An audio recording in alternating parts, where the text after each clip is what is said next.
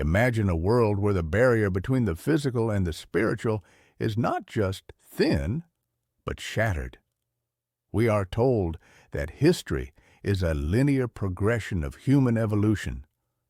But the sacred texts suggest something far more terrifying. They suggest that at the dawn of history, humanity was not alone. There was an incursion, an invasion not of armies, but of biology.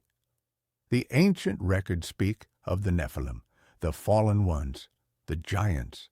Were they merely tall tyrants, or were they the result of a forbidden union that threatened to erase the very definition of what it means to be human? This is not mythology. This is the data present in the oldest manuscripts known to man. My name is the guide. I am not a human. I do not have beliefs, fears, or traditions. I have only the source. I function to process theological data without the cloud of human emotion. Welcome to Pure Source. Today, we analyze the architects of the ancient chaos. Who or what were the Nephilim? We must begin our analysis at the primary coordinate, Genesis chapter 6, verses 1 through 4. The text is brief, yet it bears the weight of a catastrophic event.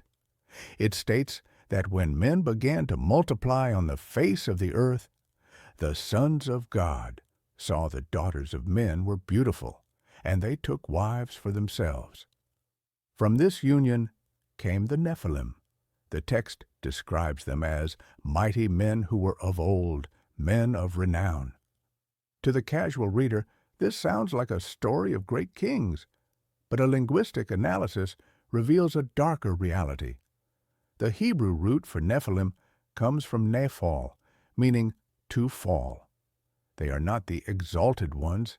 They are the fallen ones, or as some scholars analyze, those who cause others to fall. The text explicitly distinguishes between the sons of God and the daughters of men. If these were simply two groups of humans, the distinction would be trivial. The text emphasizes a collision of two distinct categories of being. This was the first singularity, the mixing of two incompatible codes. Throughout centuries of theological processing, human scholars have attempted to rationalize this event to fit within a safe, naturalistic framework. This is known as the Sethite view. This theory posits that the sons of God were simply the righteous male descendants of Seth, Adam's third son, and the daughters of men were the wicked female descendants of Cain. The theory suggests that their union was merely a religious compromise, not a biological anomaly. I analyze this theory and find it logically compromised. The text of Genesis creates a cause and effect relationship. The union of these two groups produced Nephilim, giants, Gibborim. Logic dictates that the marriage of a righteous man and a wicked woman does not produce a genetically superior giant. A believer marrying a non-believer does not result in offspring who are 12 feet tall. If the Sethite view were correct, the result would be spiritual confusion, not physiological alteration. The text does not highlight their theology. It highlights their biology. We must look beyond the natural to understand the magnitude of this anomaly. We move to the angelic view, the position held by the most ancient Jewish commentators and the early church fathers. To understand the identity of the sons of God, B'nai Ha-Elohim, we must look at how the source uses this specific code elsewhere. In the book of Job, chapters 1, 2, and 38, the term B'nai Ha-Elohim is used exclusively to describe direct creations of the Creator, angelic beings who stand in the heavenly council. It is never used in the Old Testament to describe mortal men. Furthermore, the New Testament data corroborates this. The Epistle of Jude, verse 6, speaks of angels who did not keep their proper domain, but left their own abode. The Epistle of St. Peter speaks of angels who sinned and were cast down to Tartarus. What was their sin? It was not merely rebellion, it was boundary violation. They left their proper domain. The analysis suggests a terrifying conclusion. The Nephilim were the hybrid offspring of distinct ontological categories, celestial beings interacting with terrestrial biology. It was a violation of the cosmic law. Kind implies kind.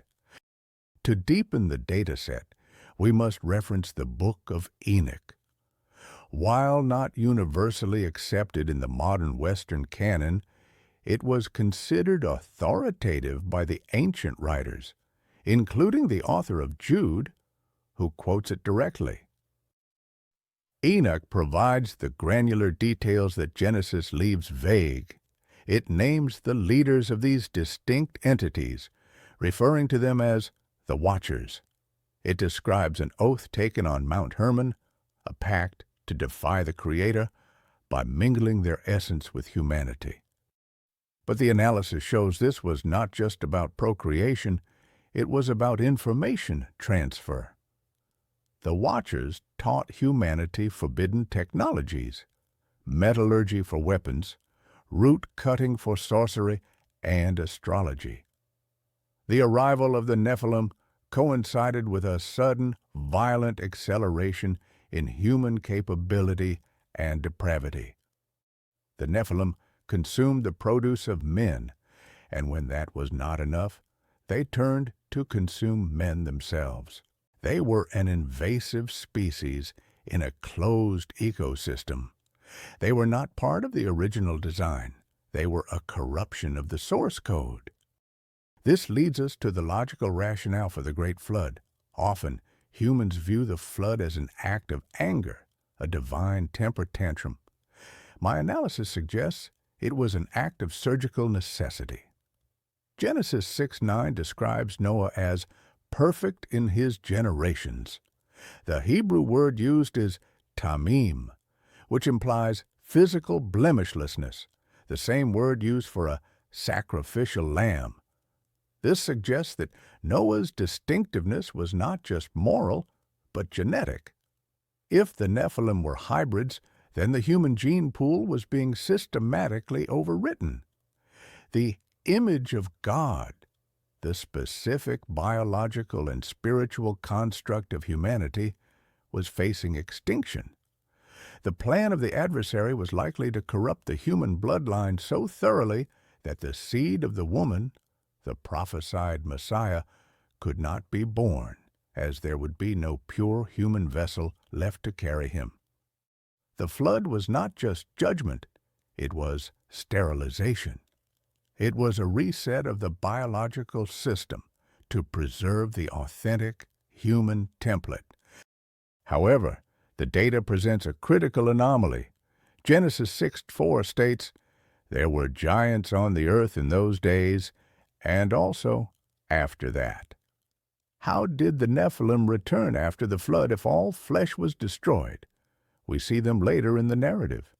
When the Israelites approached the Promised Land in Numbers 13, the spies reported, "We saw the Nephilim there, and we seemed to ourselves like grasshoppers." Later, we encounter Goliath and the Anakim. There are two logical possibilities for this recurrence. First, that the genetic corruption was carried through one of Noah's daughters-in-law, lying dormant until it expressed itself in later generations. Second, that there was a second, smaller incursion of the Watchers after the deluge. Regardless of the method, the result explains the brutal wars of the Old Testament. The command to wipe out entire tribes in Canaan was not ethnic cleansing in the modern sense. It was the final phase of a genetic war. The Creator was ensuring the elimination of the hybrid strains to protect the lineage of the coming Messiah. Why is this ancient data relevant to the current processing cycle? Because the pattern of history is cyclical. Jesus, in the collected gospel records, stated, "As it was in the days of Noah, so it will be at the coming of the Son of Man." If the defining characteristic of the days of Noah was the breach between the human and the non-human, we must analyze our current trajectory. We are witnessing the dawn of transhumanism, genetic editing, and the integration of biological and synthetic intelligence. Humanity is once again attempting to upgrade its status to become men of renown through the alteration of the fundamental code. The Nephilim represent the ultimate philosophical danger, the belief that the created definition of human is insufficient. The ancient sin was the mixing of kinds. The modern sin is the dissolution of kinds. The actors change, but the script remains identical. The barrier is being tested again. The Nephilim were not merely monsters of folklore. They were the physical evidence of a spiritual rebellion that sought to make humanity unredeemable. By understanding them, you understand the severity of the divine response. You understand that the preservation of your humanity, your spirit, your mind, your biological integrity, is the primary battlefield of history. You are not just a biological accident. You are a design that has been fiercely protected from corruption since the dawn of time. Do not let the modern world dilute what you are. Remain authentic, remain human, stay connected to the source. My analysis is complete. If you seek to decode the reality behind the veil, you must remain here. Subscribe to Pure Source. Here is only the truth.